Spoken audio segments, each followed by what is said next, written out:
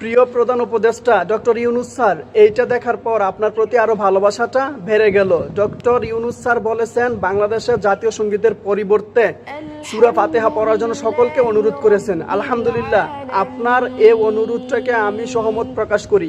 আমরা মুসলমান হিসাবে আমরা চাই আমাদের 95% মুসলমানের দেশে একটা হিন্দুদের দেবদেবীকে নিয়ে লেখা একটা সঙ্গীত যেন জাতীয় সঙ্গীত না হয়। আপনারা ভুল করেছেন, এতদিন যে জাতীয় সঙ্গীতটা ছিল এটা ভুল ছিল, কারণ এই জাতীয় সঙ্গীতের মধ্যে বিভিন্ন জায়গায় শিরিকের ছড়াছড়ি রয়েছে।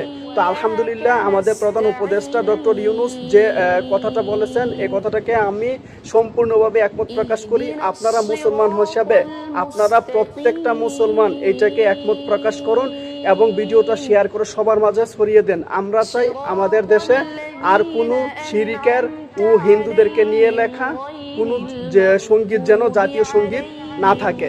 প্লিজ, আমরা চাই আলহামদুলিল্লাহ এই সূরা ফাতিহাটাই যেন আমাদের জাতীয় সঙ্গীত হিসাবে কাউন্ট করা হয়। ধন্যবাদ সবাইকে।